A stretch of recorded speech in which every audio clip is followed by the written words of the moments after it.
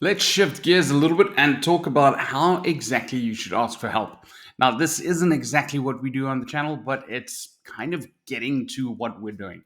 One of the biggest things that I see people struggle with is using platforms. And obviously, as a modern day entrepreneur, you're going to be on platforms all the time, whether it's Google, whether it's your software, whether it's your software provider, whether it's your payroll, whichever, you're going to be on a platform and you need to know how to ask for help in the right way.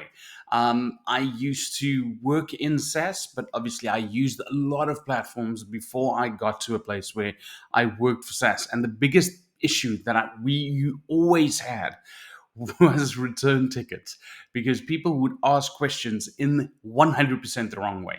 They would ask, this button doesn't work, the blue button.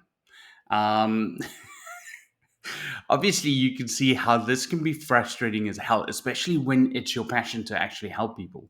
If they go, the blue button isn't working.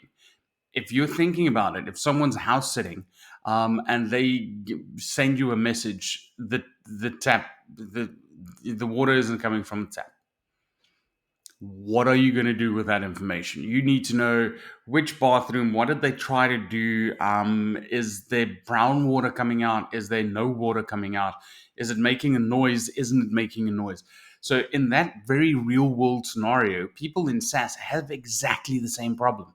Like, if you say the button doesn't work, which button, what color button, on which page is it, what did you do before you got there, because you might have not ticked the box before you got to that, which is why the box is grayed out.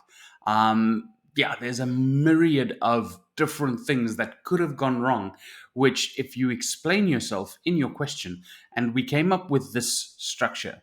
So we came up with the arrow system, which is the action, the expectation, the result, and the outcome. So you tell them, what action did you take, the expectation of what did you expect to happen when you took that action.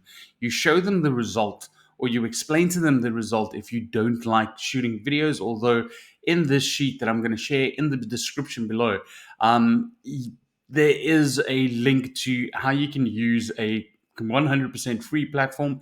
It's called Loom. It has an extension on Chrome. It's not an affiliate link or anything like that. It's just me giving you the right way to do it. And then lastly, you tell them, what outcome did you want? So you can say, this button doesn't work. If I click on it, it doesn't work. This is what I did to get to it. I would like it to click so that I can pay, or I would like to go on to do X, Y, or Z, because you might have the task that you're trying to accomplish may not even be the task that you are supposed to do. So, yeah, just throw that in there. I'm going to tie this sheet, I'm going to link the sheet in the description down below. So, if you'd like a copy of it, the reason why I give you this is, if you ask a question like this, someone can reply once and give you the answers that you need. They can say, when you did this, and they can actually show you on your video, when you did this and you clicked here, you were supposed to click here, and that's why this screen didn't open. So you know exactly what's happening, and you don't have to use industry jargon. And that's one of the biggest things. Like, the stuff that you call a toggle, it's not the stuff that I call a toggle. The stuff that you call a button, we might call a hyperlink, or there might be some industry jargon that it's technically correct, but it's not what you use. So you going, this link doesn't work. It's not a link, it's a button, or it's not a link, it's a hyperlink, which, yeah, could derail the whole the whole let's try to help each other thing.